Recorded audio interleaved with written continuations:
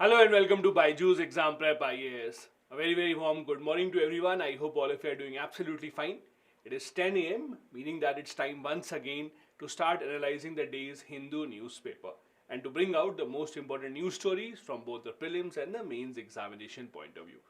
Without any delay, let's see what are topics that we have taken up for today's discussion. These are the 8 topics that we will be discussing one by one in detail from today's Hindu newspaper.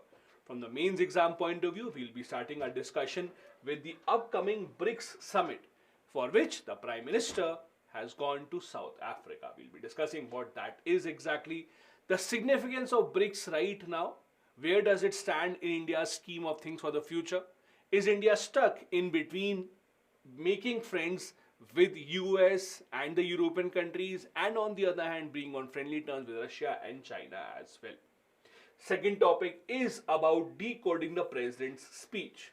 Now, usually, whenever we have the Independence Day, there's a lot of focus on the speech given by the Prime Minister. And that is correct, it should be the case.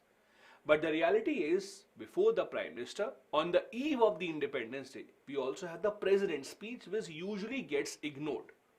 But over here, there's an article written, decoding the important pointers of the President's speech, what did she talk about, and we'll also be nitpicking that speech. Then we'll be discussing the debate between the ex-RBI Governor Raghuram Rajan and the Government of India about the success of the PLI scheme.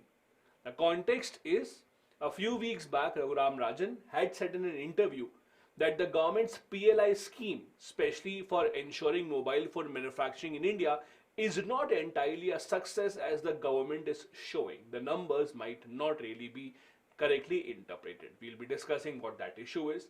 Then we'll be discussing about the drilling in the North Sea. It is in the news because UK has decided to again take out oil from the North Sea. Despite all the commitments to go ahead and reach the net zero target, UK and other European countries are going back to fossil fuel. So we'll be discussing what is the significance of the North Sea and this development. From the prelims point of view, first we'll be talking about Chandrayaan 3, which is in the news every single day. Chandrayaan 3 now has shown us certain photos from the dark side or the far side of the moon where it is attempting to land. Then we will be discussing how ICSSR has now tried to develop Indian version of methodology of research. We'll be discussing what that is. Then what happened in Ecuador? Ecuador just had a referendum asking their people, should we take out oil from the Amazon rainforest in our country? And most of the Ecuadorians said that no, we do not want that. So Ecuador, by almost a 60% majority, has taken a decision to give preference to their environment over their economic measures. In the end, we'll be discussing how India and ASEAN have agreed to review their goods trade pact by 2025. There was a statement made by the ministers a few weeks back that India was not happy with this deal. Ever since we have signed a free trade agreement with ASEAN, the trade deficit between India and ASEAN has been increasing. Thus, we would like to have this agreement signed once again, and that is what has happened here. So let's see with the first topic on our screen. The first one that we have for our discussion is the topic of BRICS. By the way, just to go slightly away from the topic, I really like the name of this author whenever he writes an article, and he writes an article pretty often. His name is Happy Mon Jacob. Anyway, let's come back. So, this article is written about the upcoming BRICS summit that is taking place in South Africa. Now, if you actually remember and try and analyze this, every few years, there is a group that remains a lot in the focus in India, our foreign policy, even our syllabus. There are a lot of articles written on it. I'll give you an example. If you go back, let's say about 8 to 10 years, there was a lot of focus on BRICS. 2014, 15, 16, there was a lot of focus on BRICS, and BRICS will be the next big thing, etc. Then our focus all of a sudden shifted to SCO. That SCO is the next big thing. We are now a member of the SCO. We will be able to take advantage of all the resources and the mineral wealth of the Central Asian countries. And then the excitement died down. Then what did we do? Then we started our focus on BIMSTEC very recently. when we said, oh, SARC is not really working well for us because of Pakistan, because of Afghanistan, let's focus on BIMSTEC. BIMSTEC will help us emerge as a big power in South Asia. We will be able to put forward an agenda. We will be able to neutralize the control and the influence of China. Now the flavor of the season seems to be Quad. Now a lot of focus has been put on Quad. That India as a member of the Quad has a lot of things to gain. Now there's nothing wrong with that, but if you actually see every 3 or 4 years or every 2 to 3 years, this pattern keeps on changing. Suddenly one group would come up in the news, it becomes very important. We have articles written on this, we discuss about this, and then somehow our foreign policy takes a slight turn and then we focus on the other groups. Meaning that there has not been a lot of talk about BRICS in the past 5 to 6 years. We have kind of ignored it. We have been focusing much more on the other ones, the Quad, BIMSTEC. Even SCO has been more important. In fact, apart from Quad, G20 is the flavor of the season. However, with the BRICS summit coming up once again, and our Prime Minister traveling to South Africa for this, it has again come in the news. Now, BRICS has a very interesting history. The interesting part is it is one of those groups. It was not initiated by any of the member countries. In fact, there was an economist that suggested about a decade back that there are a few countries that are emerging economies around the world that will decide the upcoming future of the world. The economist said, Jim O'Neill, that was the economist, he said that BRIC nations, Brazil, Russia, India and China will decide the future of the world. It was after this article that these countries came together and formed a group. So it was not an initiation of these countries together. Even now when you talk about India's bilateral relations, you don't really talk about India-Brazil relations as such. You don't even talk about India-South Africa relations as such. Because that was kind of a forced group that came together after this article came into picture. That is why many people even today suggest that this group did not really have a lot of things in common. And this is true. We have a lot of things in common with Russia, with China, but with Brazil and South Africa, not really. Yes, Brazil along with India has been demanding a seat in the UNSC. But if you look at the trade numbers, if you look at the bilateral relations, India, Brazil, India, South Africa, there is nothing really much that is common. And that is why the initial excitement of BRICS actually started to fizzle out. The other reason why the BRICS is not as exciting for us as it used to be earlier is the dominance of China and the China-Russia bonhomie. We thought as a member of the BRICS that we will be able to rise as leader of the BRICS. We will be able to develop a parallel world order, but that has not happened. What has happened is China has been the overwhelming presence in BRICS. They have been driving forward the agenda. And with China and Russia coming closer than ever, India is kind of losing out on its advantageous position in BRICS. However, even then, as per the author, BRICS has a lot of advantages and BRICS has a lot of significance. What exactly is the significance of BRICS? Let me try and explain this to you. As per the author, the problem is, if you look around the world order is highly in favor of the Western countries. There are just a few countries that dominate almost every important group in the world. Look at the World Bank. Look at the IMF. Even the UN in the form of UNSC. All of these are dominated by a few countries and India is not one of them. So BRICS offers a chance to actually have a parallel kind of a grouping which can be at par with the other groups which are dominated by the other countries. That is why about 40 odd countries have formally or informally expressed their interest in joining BRICS. Bangladesh, Saudi Arabia, there are many other countries that have actually expressed interest that we also want to become a part of the BRICS nations. Many people think it is away from the influence of US or the European countries, so they will be able to express themselves. Not to say that BRICS will be an ideal group, but at least it will be a parallel grouping as compared to what we already have. Do you know so far every head of the World Bank has been an American citizen only? Such as the dominance of World Bank. Every head of the World Bank has been an American citizen. Every head of the IMF has been a European only. Such has been the dominance of America and Europe in these organizations. That is why, if you want to take a loan from the IMF or from the World Bank, you have to be on good terms with US or Europe. Remember the 1991 LPG reforms that were introduced in India? Before that, when India had to take a loan from the IMF, we were facing a balance of payment crisis. We had to agree to conditions put by America to get that loan. America indirectly forced us to take part in the Gulf War. I don't know how many of you know this. In 1990, Iraq, Saddam Hussein attacked Kuwait. America wanted to save Kuwait, so what did they do? America sent their fighter planes to Kuwait. But America had their fighter planes in Philippines. So from Philippines, the plane, if this is Philippines, the plane had to go to Kuwait to save Kuwait. In between, they wanted a place where the plane can land and can refuel.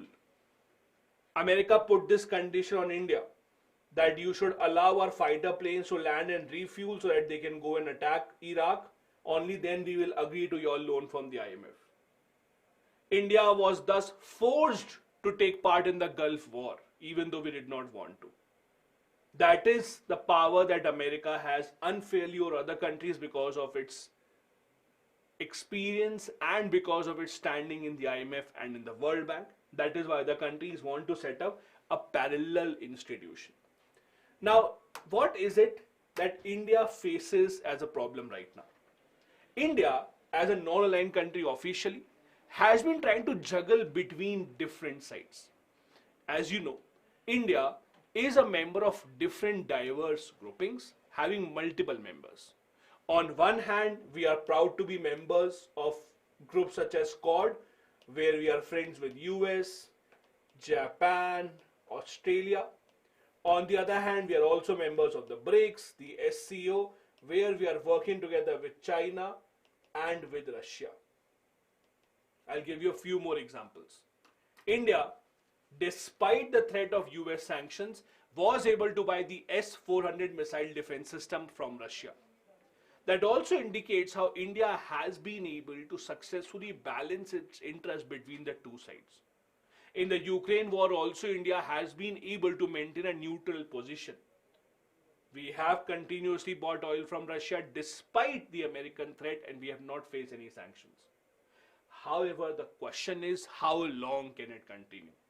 Many European countries have already started raising questions on India, on whether India wants to take one side or the other. This is where India has to play smartly. We cannot break our ties with Russia or with China. We are dependent on Russia still. Yes, we are not buying as many weapons as we used to, but a lot of weapons that we already have, their repair, their maintenance, their spare parts still come from Russia. With China, our trade is at an all-time high. Despite whatever is happening between the two sides, the trade still remains extremely high. That is why we cannot possibly ignore these two. So there has to be a balance that India has to find. India historically has always been in favor of multipolarity. Rather than having a unipolar or bipolar world, we want multiple countries to be the centers of power in the world.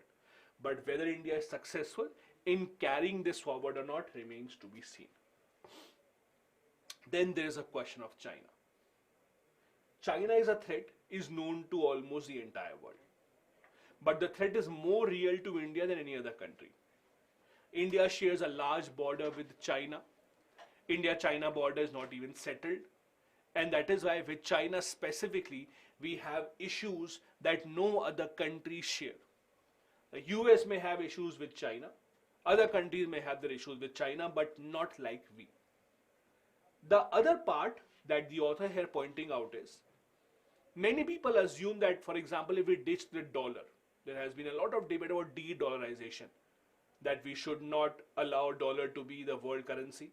The problem is, assuming that if we ditch the dollar, the world will come to Indian rupee is not true. If you ditch the dollar, we will see a time, we will see a scenario where Chinese currency actually becomes the main currency, the default currency for most nations around the world. If you look at the size of economies around the world, if US is close to, I'm giving you a lump sum figure, if US GDP is close to, let's say, $26 trillion, Chinese GDP is close to $19 trillion. So it's now coming very close to the US. Assuming that de-dollarization or ditching the American dollar, American system will lead to strengthening of Indian rupee is not really true. Recently, Deputy Prime Minister of Russia made a statement that we are happy to accept Indian rupee for Russian oil, but the problem is, what do we do with all this Indian rupee? We are not buying so many things from India. We have to first get to a situation where more countries are ready to accept the Indian rupee. Only and only then Indian rupee can actually become the leading currency in the world. So if we ditch the Western system, rather than coming to an Indian system, we would see Chinese system getting into place. And that also remains a big question for India. Does India want to remain in a world that is Western dominated, or do we want to get to a world which is Chinese dominated? Because at least for now, there does not really seem to be any third option going forward. Now, I want to also give you a few details about BRICS as a group, which I'm sure many of you would have read already. As I said, BRICS group is not really a grouping that was started by any of the member countries. It was about a couple of decades ago that the famous economist Jim O'Neill had coined the term BRIC to describe those nations that are the emerging economies around the world. Brazil, Russia, India, and China. Taking a clue from that, these nations got together, had a meeting in 2006 to make BRIC. In 2010, South Africa joined and it became BRICS. The chairmanship of the group is rotated annually amongst the member nations. For 1 year that will be Brazil, then Russia, then India, then China, and then South Africa. Now, as I said, if you go back a few years, about 5 or 6 years, BRICS was a lot in the news. It was a top priority for the Indian government as well. Multiple new initiatives were also launched. For example, we had the New Development Bank, or the BRICS Bank as it was called. It was a bank started as an alternative to the World Bank only. That the nation should not have to go to World Bank to be under US domination. We should have our own bank. Similarly, as a kind of an parallel to the IMF, the Contingent Reserve Agreement was also signed. The nations agreed to ditch the SWIFT payment system and go ahead with the BRICS payment system. Countries also came together to launch a remote sensing constellation satellite. So a lot of initiatives were taken. But the excitement, at least from the side of India, has fizzled out in the last few years, ever since India-China relations have soured since 2020 especially. There are issues within BRICS. First, as I said, China has not really been supportive of other members. Despite being a member of BRICS, they have never openly supported India or Brazil's candidature to be a permanent member of the UNSC. As you know, India, Brazil, Japan, and Germany are the 4 countries that have been demanding for a long time permanent seat in the UN Security Council, which China has not supported. Also, the India-China issue that we talk about. China-Russia coming together is not really a good sign for India. Trade imbalance that all these countries have with China still remains a big problem.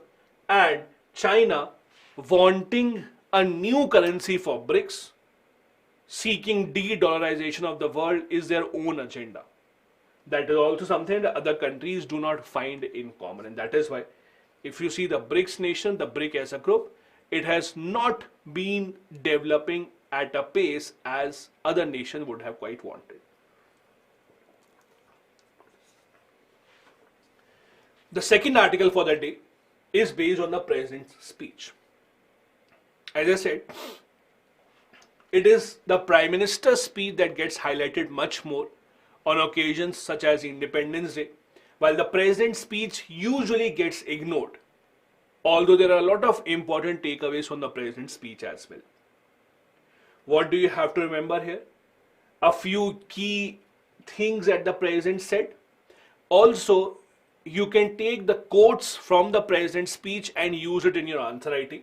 It will fetch you pretty good marks. Any important quote on important issues, you can write that down, try and remember that. Even from the Prime Minister's speech or the President's speech, these can be extremely helpful for your mains examination.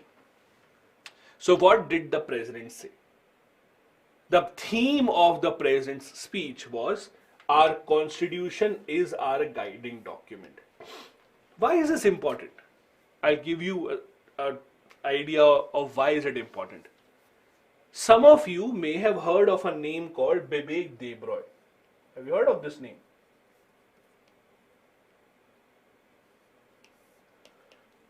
Bibek Debroy, very famous bureaucrat. He was the head of the famous committee that suggested reforms on the railways. Right now, he is at a very important position in the government, advisor to the Prime Minister. A few days back, he suggested that India needs a new constitution altogether. He said that if we are looking forward to build a vision for the next 1,000 years, as the Prime Minister of India said, we need to have a new constitution altogether, the constitution may be obsolete, etc. Now this brought a lot of debate, many people criticized him, how can you say that? At this time, the President of India coming and saying our constitution is a guiding document has reassured many people that okay, the government is not planning to overhaul the entire constitution. The President of India also focused on living in harmony with nature, women empowerment, value of education, social transformation, etc. There are two important things that she touched upon. First, constitution as a guiding document, and second, she also talked about making India an inclusive and developed nation by the year 2047, a theme that was repeated by the Prime Minister as well. Now, as I said earlier, you don't have to remember the entire speech. Taking out a few important points would be good enough. There's a very interesting comparison between the President and the Prime Minister's speech. The Prime Minister of the country, when he gave the speech on the independence, they talked about how India was invaded 1,000 years ago. For 1,000 years, we underwent a rule of slavery.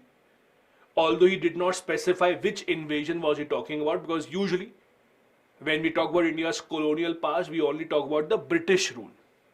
We don't talk about the invasion from the Turks, etc. But the Prime Minister seemed to have gone to that era. The President, on the other hand, when she was speaking about India's liberation on Independence Day, she was referring to the British rule only. She was not going back thousands of years. Second thing that the President of India focused on was the identity of Indians as a citizen of India was above the identity that they have as an individual. What does it mean? As individuals, we have different identities, our religion, our caste, our place where we live, the language that we speak. But at first preference, our identity has to be that we are Indians. That is what she was focusing on. These kind of quotes might seem to be very straightforward to you, but you can use these very well in your essays, in your GS2 paper, and even in ethics paper if the question is related to this. So make sure that these things are important, you write these down. She talked about the identities in the form of caste, creed, religion, profession, etc. But she focused on our identity as a citizen of India being our first identity, and the other identities taking a back seat.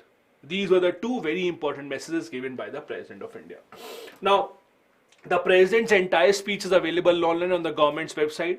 It is available on the website of the President of India as well. Not a very long speech if you really want to read. If you don't want to read, no problem with that. I have taken out one important paragraph from that speech for all of you. Why is this important? In this part, she has highlighted role of some extremely important but forgotten heroes of our freedom struggle. The theme of her speech was the contribution of women freedom fighters. She talked about the great women freedom fighters like Matangini Hazra and Kanaklata Barua, who laid their lives for Bharat Mata. She also talked about Kasturba Gandhi, that is the wife of Mahatma Gandhi. She also talked about leaders such as Sarojini Naidu, Ammu Swaminathan, Rama Devi, Aruna Asif Ali, Sucheta Kripnali, etc.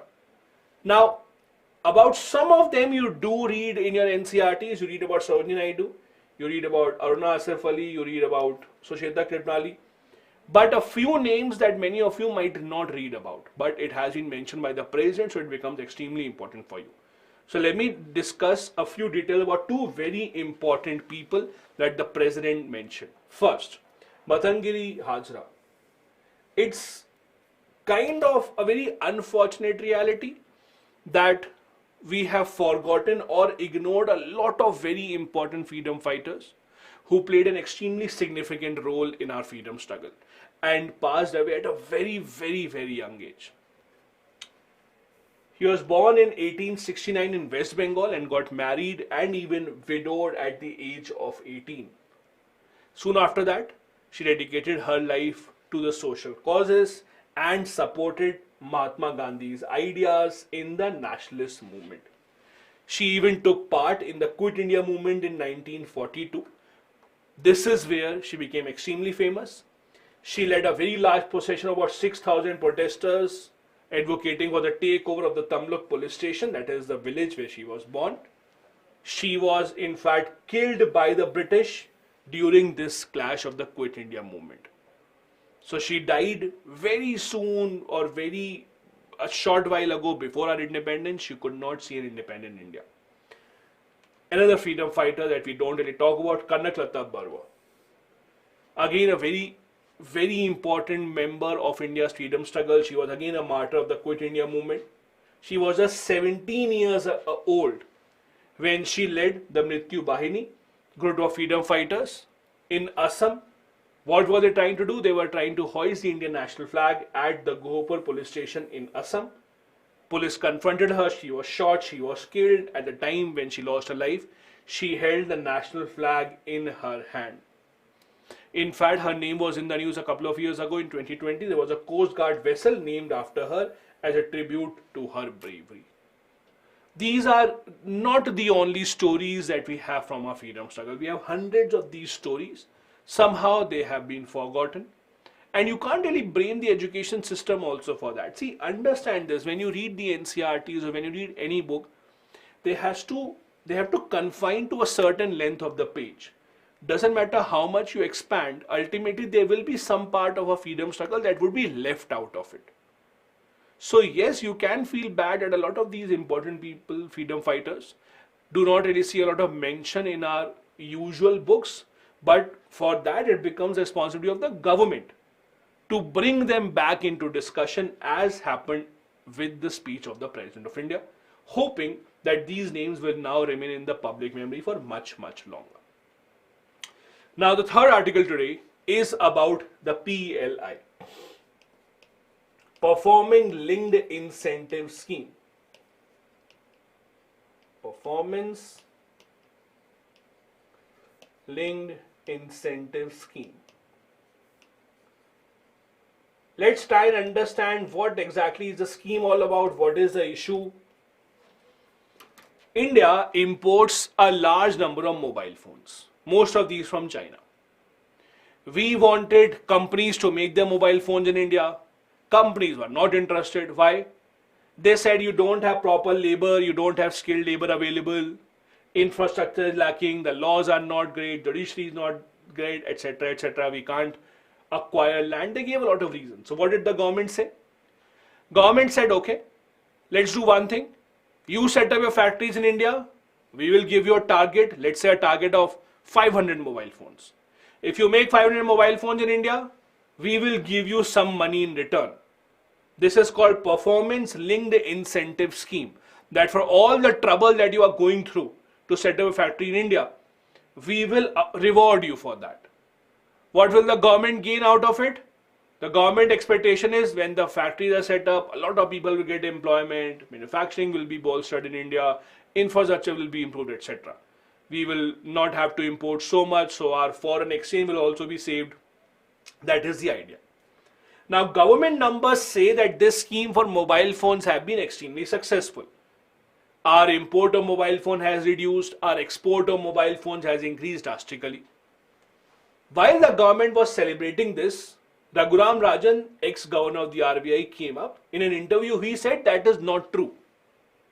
He said that most of the companies are not making mobiles in India. What are they doing? They are just assembling mobile phones in India. for example. He is saying that what the companies are doing is they are not manufacturing in India. Now they are importing screen, battery, motherboard, chipset and bringing it to India separately, just assembling that in India, and they are saying it is made in India. That is why there is not a lot of job increment that has happened, and we are not gaining a lot of things out of it because real manufacturing is not happening. It is just the assembly that is happening. That is what Raghuram Rajan has said. Government obviously does not agree with this. Government says no, this is not true. So from the side of the government, Minister of State for Electronics, Rajiv Chandrasekhar, has given a response that no, this is not true. Raghuram Rajan has said that government is using taxpayer money to just reward these companies, and the companies in return are just using assembly jobs in India and they are not manufacturing this in India. That is an ongoing debate right now. Let's go into detail of it. As I said, the PLI scheme is easy to understand. Government invites the companies to come manufacture in India.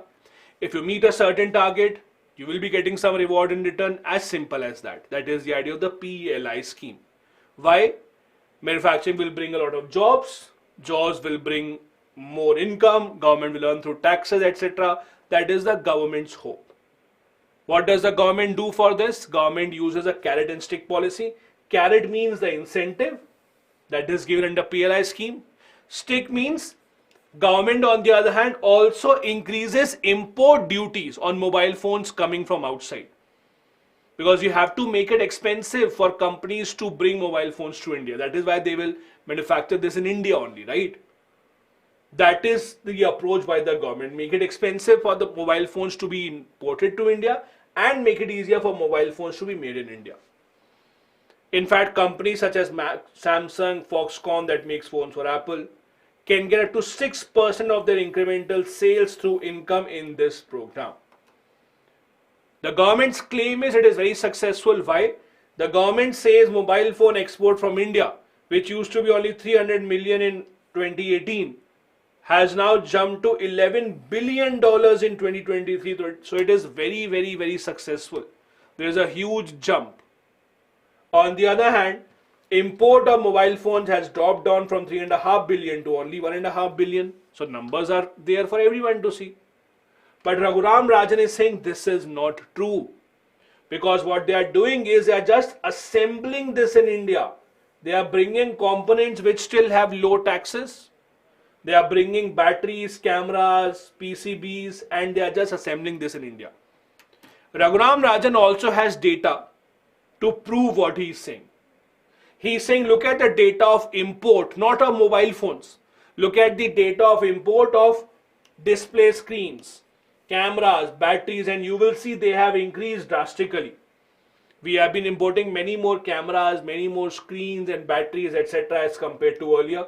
That indicates that we are assembling in India. What is the government's defense? Government's defense is that how are you sure that every display screen imported to India is being used for mobile phone only? How are you so sure every battery coming to India is used for mobile phone only? Maybe they are being used to make laptops, maybe they are being used for something else. So Raghuram Rajan is saying that then you give us the data, how many of these mobile phone screens coming into India are used in the scheme or not. So both the government and Raghuram Rajan are not seeing eye to eye here. Raghuram Rajan is saying rather than make in India, the program seems to be more like assemble in India and we'll give you money. Government is saying this is not true. We have achieved our objective and we are seeing a great increase in mobile phones being exported from India and great decrease in mobile phones being imported in India. There are a few details of this scheme here. As you know, the PLI scheme works in various sectors today. In this year's budget also, the government increased the budget for the PLI scheme. Again, the idea is if you can give a push to manufacturing, to the companies for first few years at least, in the long run, it will bring a lot more benefit to the government. It will bring a lot more jobs. More jobs means more people earning. More people earning means government will earn income tax in the long run. Infrastructure will be developed. we will save on our foreign exchange, etc. That is the entire idea. Usually these schemes take at least a decade to show the exact results. So whether or not the results are positive, we'll have to wait for a few more years to identify whether it happens or not. Now, if you look at the PLI scheme, as I said, it launched in 2020. There are various sectors that are covered under this: medical devices, mobile component manufacturing, and even electrical component manufacturing. Under all of these, government has different requirements at how much you should produce, how much incentive will we give you. The government wants India eventually to become a manufacturing hub. Sectors such as chemistry, cell batteries, textile product, drone industry, all of these will be given incentive by the government. The government of India has announced PLI scheme in 14 sectors so far in total in all these three industries together. Mobile phone remains a top priority for the government. You just recently saw with the laptops also, the government said that we would not allow open import, only licensed people can import laptops from outside now. That also seems to be a way forward in this direction only.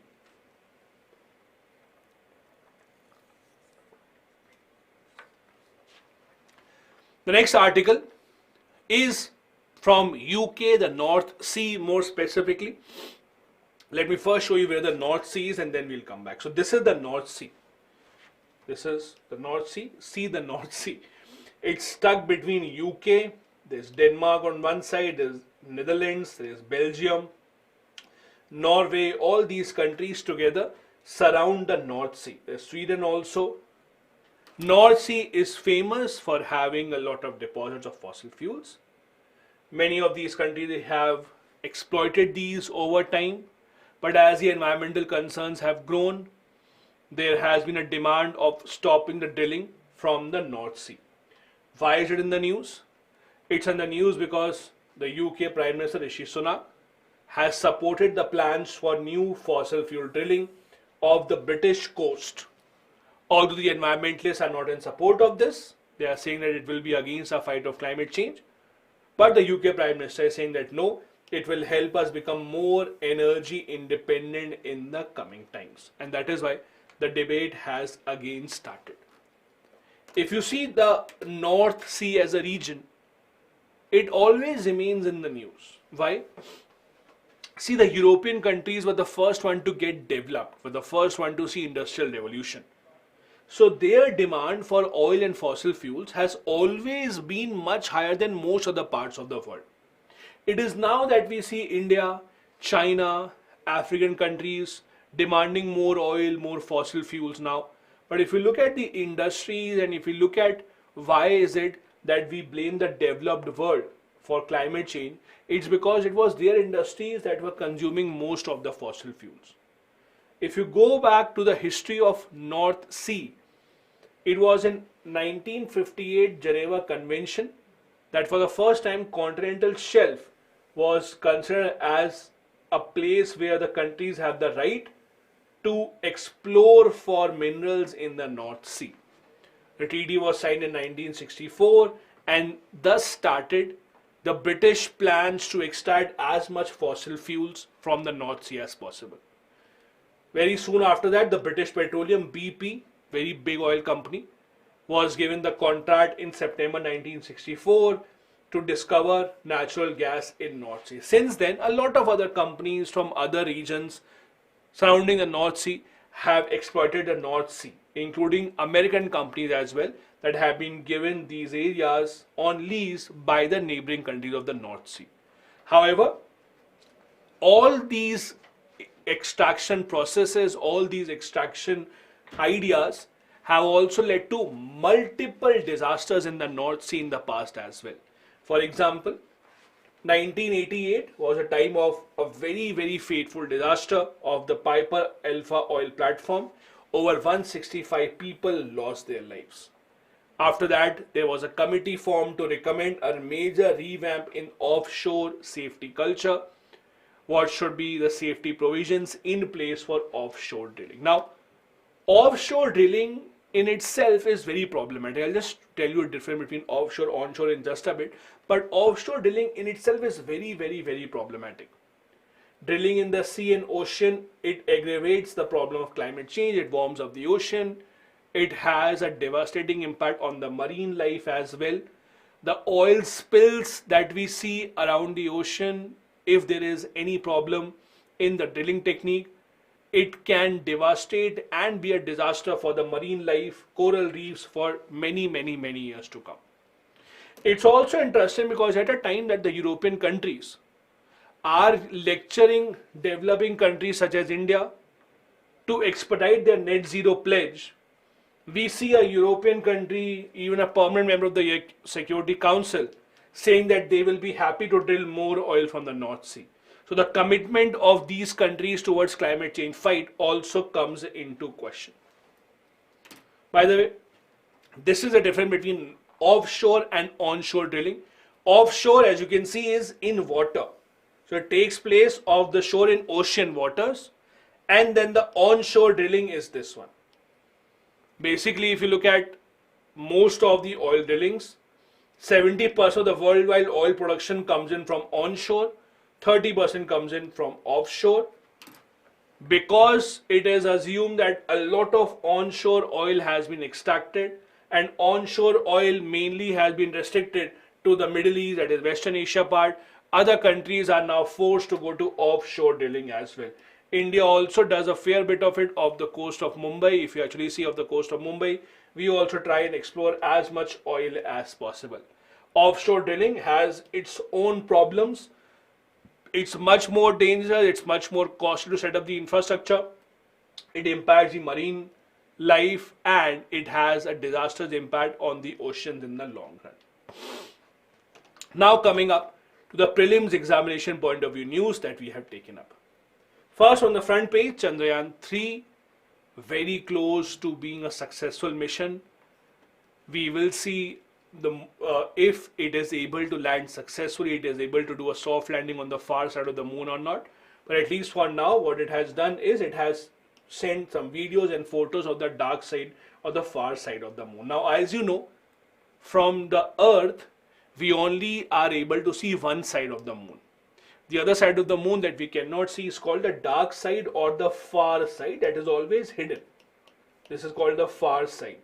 But we have seen photos of this. Now, it is not that we are seeing the photos for the first time. There are many other spacecraft, there are many other different missions of countries such as China, Russia that have shown us photos in the past. In fact, China has been able to successfully land their project on the dark side of the moon. It was Russia's first lunar mission in decade, Lunar 25, that had crashed. We discussed about this yesterday also. Now the entire world is looking towards Chandrayaan 3 with a lot of hope.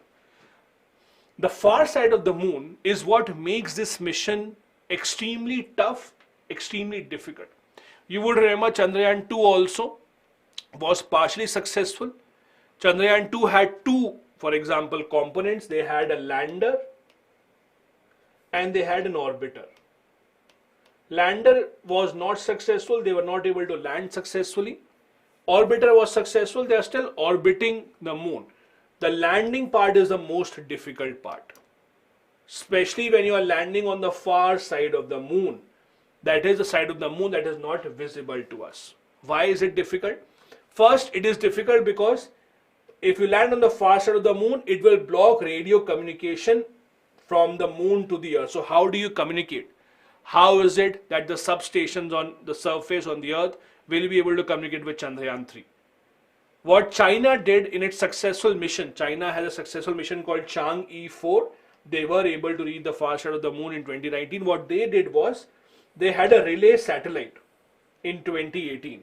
So from the far side of the moon, they will relay their messages to a satellite, and from satellite the message will come to the earth. That was the way that Chinese went about this.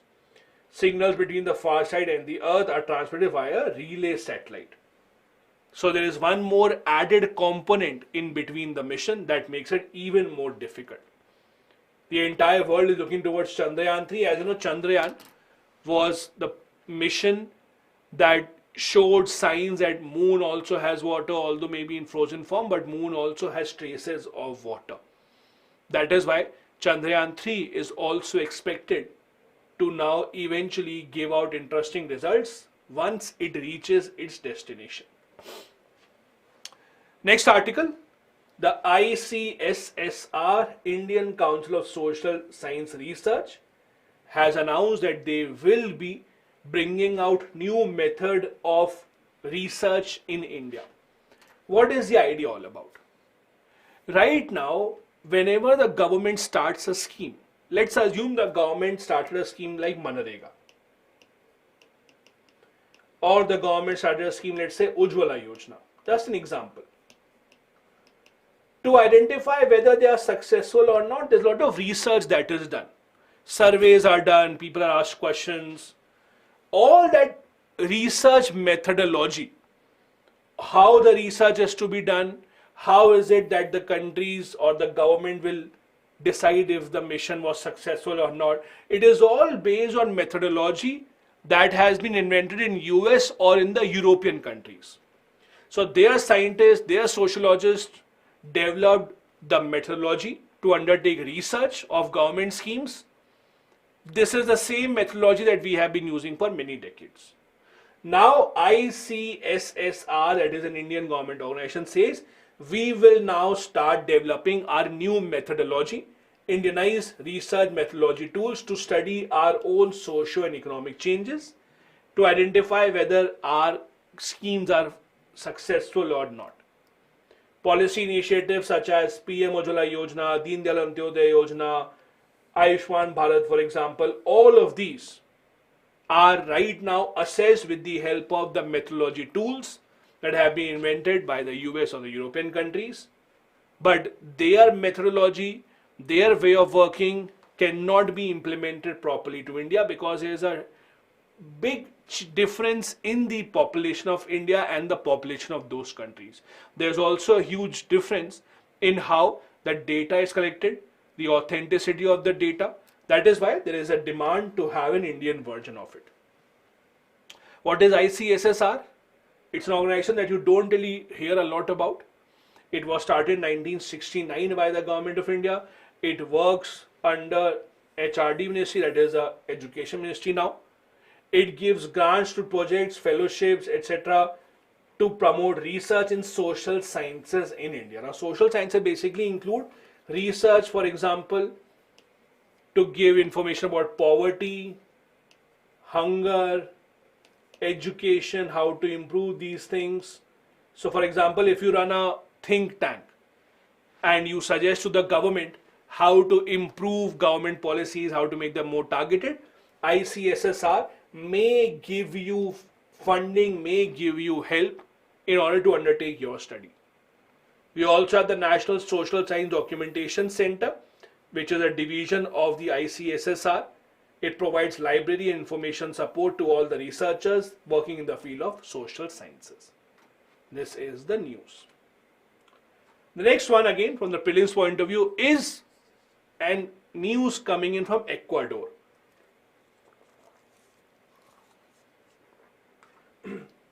Now, Ecuador was in the news for a lot of wrong reasons recently. If you remember, presidential candidate was shot dead in Ecuador just a few days back. However, this is in the news now for all the different reasons. It also is home to a part of the Amazon rainforest. Ecuador president has been saying that we should cut down some of the forest and we should start drilling oil from the forest, that is onshore drilling. But there was a referendum held and Ecuador people said that no, we do not want to do that. We do not want to destroy our own biodiverse culture.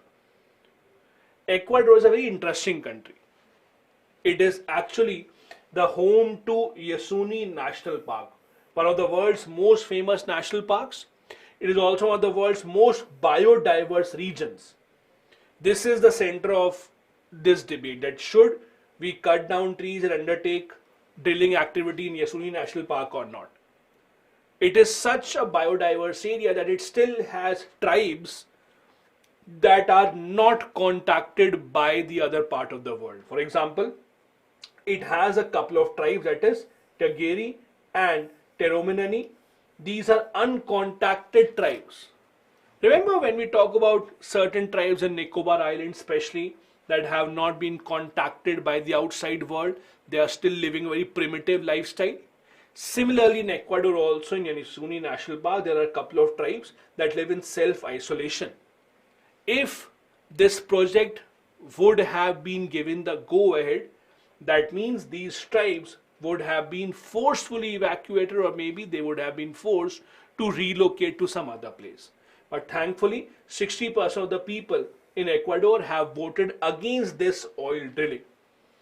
The Yasuni National Park in 1989 was designated as a World Biosphere Reserve by UNESCO. Please remember this part, it can be asked in the prelims. They can ask you which country is it in. They can also ask you about these couple of tribes. They are in the news. In which country are they found?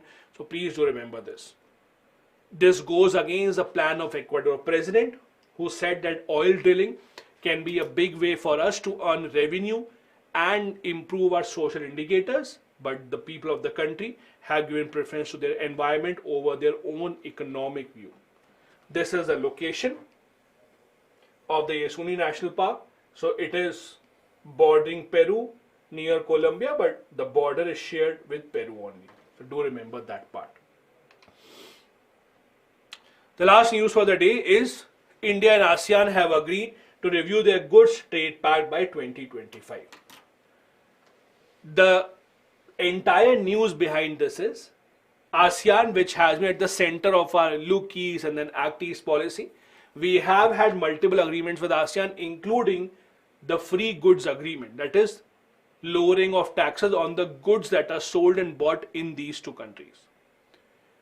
Indian side has been saying that ever since these agreements have been signed, the trade deficit between India and ASEAN has been increasing. We have been buying much more from ASEAN, especially goods such as palm oil coming in from Malaysia, Indonesia. We have been buying much more as compared to what we are selling to ASEAN. India also says that our products have not been getting equal market access in ASEAN, and that is what we want to change. In the recent meeting held between India and ASEAN, it was decided that by 2025, we will review the trade pact. Now, this is a very common exercise. Whenever free trade agreements are signed between two countries or a group of countries, they see how is it going for a few years, and then if one of the side or both the sides are not happy, they try and change that in the future, try and review that, and that is what is happening here as well. These are the present numbers. If you see, although our exports to ASEAN has increased, but our trade deficit has increased drastically. As you can see, India's imports have increased drastically from ASEAN. It has now reached $87.6 billion in 2022-23. About 12 years back, it used to be $30 billion. Our export has increased, but again, if you see the trade deficit, it has gone up beyond the thinking that we had at the time of signing this agreement. What India says is that these countries don't provide equal access or fair access to our products, be it the pharmaceutical products, be it our own products and services, for example. However, ASEAN countries are saying that no, that is not the case. India and ASEAN have a free trade area agreement that has been in existence since 2010. Under this pact, both the sides have agreed there will be a timeline by which most of the goods between the two sides will be exempted from taxes. The Indian demand is that trade deficit with ASEAN is increasing. Niti Aayog in fact said that India's trade deficit with ASEAN doubled to $10 billion from $5 billion from 2011 to 2017. After that, it increased even more. The reason is low utilization of the FTA route by Indian exporters, difficulties in negotiating the rules. One of the issues with ASEAN is, see, when you are dealing with a group of multiple nations, like ASEAN is a group of 10 nations. When you're dealing with a group of 10 nations, dealing with all of them individually, one by one, becomes a big issue. That is why the problem starts. With EU, at least they have their own parliament, they have their own lawmakers, so EU has almost a kind of a united government. But with ASEAN, they don't have a parliament altogether. Individual countries can make the rules individually. So it becomes very difficult for other countries to then go ahead and negotiate with each and everyone. And that is what India is arguing in this case as well. This brings us to the end of today's discussion. Here are a couple of practice questions that I have for you. Also, today's homework is, please tell me from which countries does India import most of our palm oil? Number one. Second question to you is, from which of the ASEAN countries, ASEAN has a group of many countries, from which of the ASEAN countries do we have the biggest trade relations and the biggest investment? So in total 3 questions. First question, from where do we import the most palm oil? Second question, amongst the ASEAN, with which country do we have the biggest trade relations? And third, which country amongst the ASEAN is the biggest investor in India? Do search that, let me know in the comment section, and I'll see you tomorrow with the next session of the Hindu Newspaper Analysis. Till then, have a good day. Bye-bye. Jai Hind.